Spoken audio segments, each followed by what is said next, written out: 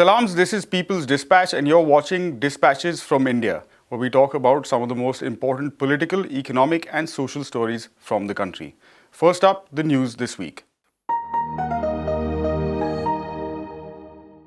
We begin with news from the state of Punjab, a state that goes into elections later this month. The state was constantly in the news as a large number of farmers who participated in the recently concluded 15-month-long farmers' agitation came from the state. As the state goes into elections, several issues have come to light relating to development, employment and education. One major issue is low funds to the state from the central government, which they allege is a major reason for the lack of development in the state, especially in the educational sector.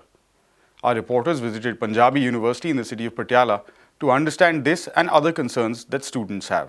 ये चीज़ समझ में आती है कि भी जब पंजाब पर 3 लाख करोड़ का कर्जा हो और फिर हम जब एजुकेशन के रिगार्डिंग फंडिंग की बात करते हैं, हालांकि मैं थोड़ा सा बैकग्राउंड में अगर जाऊं तो हमारी यूनिवर्सिटी के ऊपर भी 150 करोड़ का कर्जा था, जो कि हाल ही कुछ महीने पहले हमारे जो सीएम सर हैं उन्होंने उसके ऊपर उनको कहा कि हाँ मैं इसको टेक ओवर कर लेता हूँ।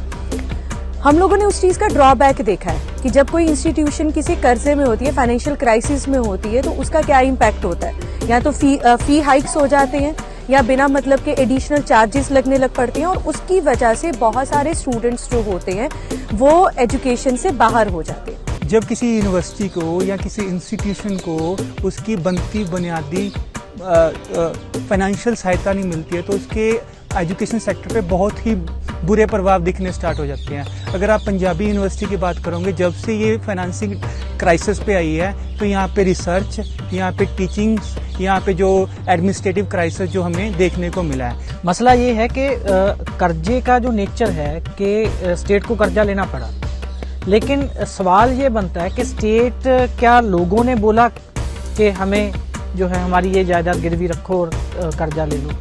लोग इसमें कुछ नहीं बोल रहे हैं। सरकार खुद ही प्राइवेटाइजेशन और जो लिबरलाइजेशन की पॉलिसीज़ हैं उसके अधीन चीज़ों को एक साजिश के तहत जो है वो कर्जा ले रही है और उसके बाद चीज़ों को जो है वो प्राइवेटाइज करने के ओर जा रही है। पहली गल तो यह कि ਜਿਹੜੀਆਂ ਪੋਲੀਟੀਕਲ ਪਾਰਟੀਆਂ ਨੇ ਜਾਂ ਜਿਹੜੇ ਮੰਤਰੀ ਨੇ ਇਹਨਾਂ ਦੇ ਆਪਦੇ ਬੰਗਲੇ ਕਿੰਨੇ ਮਹਿੰਗੇ ਨੇ ਜਾਂ ਇਹਨਾਂ ਦੀਆਂ ਆਪਦੀਆਂ ਗੱਡੀਆਂ ਕਿੰਨੀਆਂ ਮਹਿੰਗੀਆਂ ਨੇ। ਜਦ ਸਾਡੀਆਂ ਸੰਸਥਾਵਾਂ ਦੀ ਗੱਲ ਆਉਂਦੀ ਆ ਤਾਂ ਉਹਨਾਂ ਤੇ ਇਹ ਕਰਜ਼ਾ ਦਿਖਾਉਂਦੇ ਨੇ। मतलब ਇਹ ਕਰਜ਼ਾ ਇਹਨਾਂ ਦੇ ਦੁਆਰਾ ਹੀ ਥੋਪਿਆ ਗਿਆ ਹੈ, ਜਿਹਨੂੰ ਲੈ ਕੇ ਇਹ ਸਰਕਾਰੀ ਸੰਸਥਾਵਾਂ ਨੂੰ ਬਦਨਾਮ ਕਰਨ ਦੀਆਂ ਕੋਸ਼ਿਸ਼ਾਂ ਕਰ ਰਹੇ ਨੇ। उनके एजेंडे पे ही नहीं है पब्लिक एजुकेशन, उनके एजेंडे पे पब्लिक हेल्थ और एम्प्लॉयमेंट है ही नहीं, क्योंकि वो हमारी क्लास के रिप्रेजेंटेटिव ही नहीं है, लोगों के रिप्रेजेंटेटिव नहीं है। Continuing with election updates and staying on the issue of education, we bring you news from the state of Uttarakhand, where polling is scheduled for Feb 14th. Being a mountainous region, issues here are slightly more complex than other parts of the country. Locals allege that though the state grapples with problems of infrastructure, connectivity and employment, election time has become all about attempts to gather votes on the issues of religion or caste. Our reporters travelled to one of the biggest central universities in the state to talk with students on what they believe should be on the agenda for political parties. Youth का issues तो अब बिल्कुल गौण होते जा रहे हैं।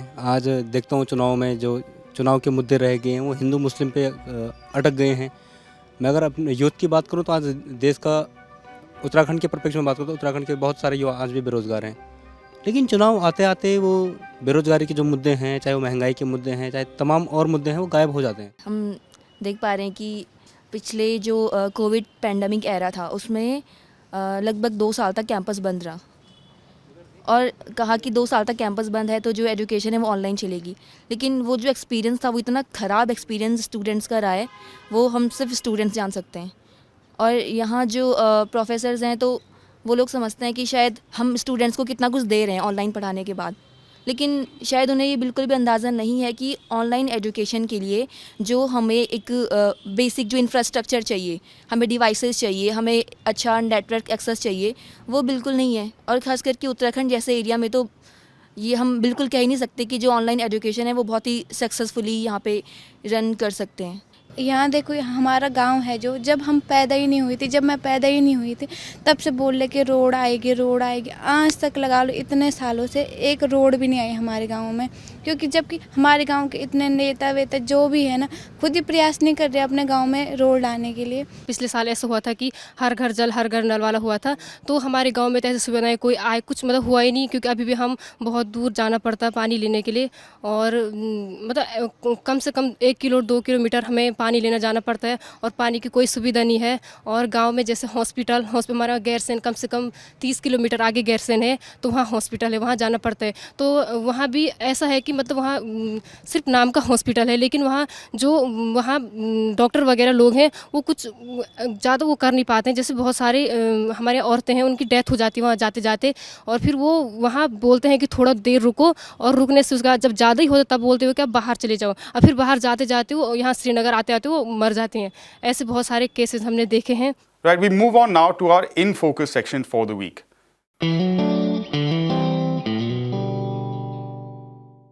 Our next ground report is from the state of Tamil Nadu and its capital Chennai, where urban housing continues to be a major crisis. Tens of thousands of residents of Bethel Nagar were promised documents for houses during last year's state elections.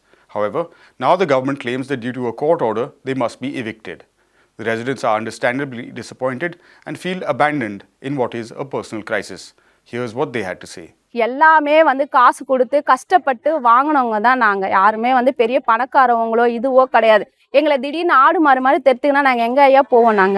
எங்களுக்கு ஒரே ஒரு கோரிக்கை, எங்களுக்கு பட்டா எப்போனாலும் கொடுங்க, ஆனால் நான் எங்களுக்கு இருக்கிறதுக்கு இதுதான் இடம்னு மட்டும் சொல்லிடுங்க. நாங்கள் எங்கேயும் போக மாட்டோம். இங்கேருந்து போகணும்னா எங்களுக்கு என்ன பண்ணுறதுன்னு அதுவும் இந்த கொரோனா காரணத்தில் எங்களுக்கு வறுமையே கிடையாது. நாங்கள் ஒரு நாள் சாப்பிடுவோம், ஒரு 3 நாள் வந்து சாப்பிடாம கூட இருந்திருக்கோம். திடீர்னு எங்களை விட்டு போனா நாங்கள் எப்படி வாடகை கொடுப்போம்? எங்கள் குழந்தைங்களை எப்படி படிக்க வைப்போம்? நாங்கள் எப்படி என்ன செய்வோம்? எங்களுக்கே தெரியல. நாங்கள் வந்து சிறுக சேமித்து எங்கள் மாமியார் வீட்டு வேலை செஞ்சு கை வண்டி தள்ளி சம்பாரித்த காசில் தான் அந்த இடத்த வாங்கினது. அதை வாங்கி தான் நாங்கள் 3 குடும்பம் இருக்கிறோம். அண்ணன் தம்பி 3 பேர் இருக்கிறாங்க. அதை வந்து திடீர்னு வெளியேற்றினா 3 பேருக்குமே வருமானம் கம்மி, கூலி வேலை செய்கிறவங்க தான் ஐயா. நாங்கள் திரும்பவும் போயிட்டு கூலி வேலை செஞ்சு அந்த வருமானத்தில் வாடகை கொடுத்துன்னு பசங்களை படிக்க வச்சுக்கின்னு சாப்பிட்டுக்கின்னு எங்களால் வாழ்வாதாரமே ஒன்றுமே கிடையாது. பெத்தேல் நகருடைய நுழைவாயில் முட்டைக்கடை சந்திப்புன்னு சொல்லுவோம் நாங்கள் எல்லோரும் எங்கள் வாக்கியத்தில். அந்த முட்டைக்கடை சந்திப்பில் பல்லாயிரக்கணக்கான மக்கள் திரண்டு ஒரு 48 மணி நேரம் காத்திருப்பு போராட்டத்தை நடத்துகிறோம்.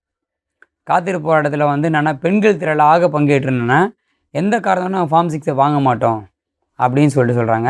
அப்போ வந்து என்னென்னா வழக்கறிஞர்கள் என்ன சொல்கிறாங்கன்னா ஃபார்ம் 6 வாங்க வேண்டிய அவசியம் இருக்குது அப்படின்னு நம்ம சொல்கிறாங்க.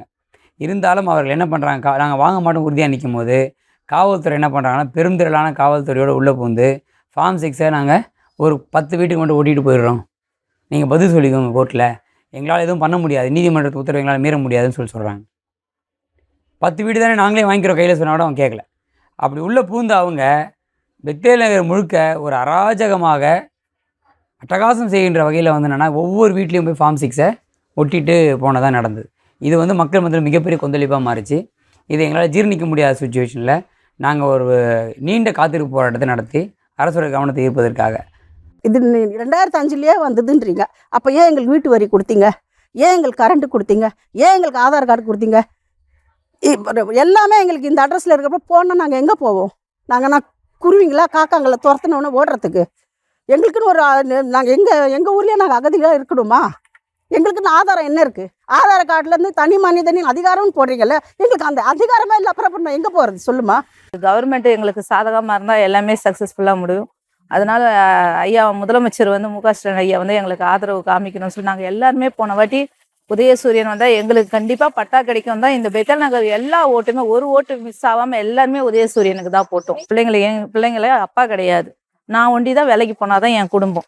நான் எல்லாம் போய் ஒரு வாடகை வீட்டில் இருக்க முடியாமல் தான் நான் பிள்ளைங்களை வச்சுட்டு கஷ்டப்பட்டு இருந்த நகையெல்லாம் விற்று தான் இந்த இடத்த வாங்கிட்டு வந்தோம். இப்போ இங்கே இருந்தோம் போங்கன்னா நாங்கள் எங்கே போவோம்? எங்களுக்கு ஆதரவு அளிக்க வேண்டிய தமிழக அரசு தான் எங்களுக்கு ஆதரவு கொடுக்கணும். அவங்க கொடுப்பாங்க தான் நாங்கள் இருப்போம்.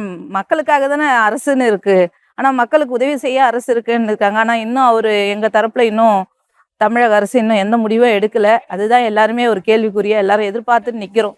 For our final story, we take you to Karnataka and an issue over school uniforms that has taken a violent and ugly turn. 6 female Muslim students were denied entry to their pre-university college in Udupi district as they were wearing headscarves, also called hijab, in December last year. The insistence of the girls on wearing hijab to class was utilized by local extremist right-wing groups to get some Hindu students to wear saffron scarves, a symbol not of the Hindu religion but the political right-wing. In Feb this year, the state government education department issued an order prescribing uniforms in all public colleges and schools. As the issue escalated into a law and order problem, with spontaneous protests erupting from both sides across the nation, the Karnataka government ordered closure of high schools and colleges in the state earlier this week for a few days. 5 Muslim students approached the Karnataka High Court, which ordered that no student should display religious identity through uniforms till its final order is received.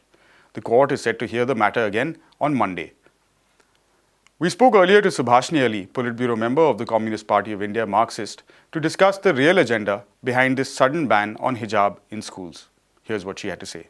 Today is a sad and shocking day for us when state governments, administration, and the courts all refuse to come to the rescue of Muslim girls, young Muslim women who want to pursue and access their right to education. And in fact, not only stand as bystanders. I mean, the police were standing there when that girl was being heckled by that rowdy crowd. So not only do they stand as a kind of neutral observers when a very dangerous situation which could escalate into violence occurs in front of their eyes, but in fact they encourage this kind of polarization and this kind of behavior in a situation where anyway Muslim students are much, much less than those belonging to the majority community. And of them, 49% are women. That means a little less than half. In such a situation, to come out with these sort of statements and these kind of orders and these kind of judgment means that the door to education is being slammed in the face of young Muslim women. This issue of the hijab controversy of Karnataka has very, very wide ramifications. It has very serious repercussions it can have, not only as far as the future of Muslim women's education is concerned, but on the future of India as a secular state, on what is going to happen in the 5 very, very important elections to assemblies that are taking place at this time. And I would like to say here that some people, BJP supporters, and maybe some people who are, well-meaning secularists, they are also trying to pose the question that this wearing of hijab goes against secular principles. Now, I would like to remind everyone who's watching the show or listening that what are the credentials of the BJP and its governments as far as the protection of secularism is concerned. The new education policy of the BJP government wants to destroy secular education. It wants to replace it with very, very regressive ideas. It wants to replace history with myths. It wants to glorify what the BJP thinks is a glorious Hindu past of its own making and its own manufacturing. Everything it is doing in the field of education is destructive of secular thought, scientific thinking, and even historical truth. So for such a government or supporters of such a government or even well-meaning secularists to claim that what is happening in Karnataka is a defense by the BJP government of secular values in educational institutions is just the worst kind of propaganda that could be indulged in, and we have to recognize it as that. This government is hell-bent on destroying everything of a secular nature in our educational process and in our educational institutions. They are not only closing the doors of education in the face of desperate young Muslim women, but they are actually destroying secular education at the same time. So to even think that this controversy in Karnataka has anything to do with secularism and defense of secularism is a complete fallacy, and people must abandon it. That's all we have on Dispatches from India for this week. You've been watching People's Dispatch. For more on all of these stories, visit our website, peoplesdispatch.org, and do give us a follow on YouTube and other social media platforms. We'll be back again next week with more stories from India.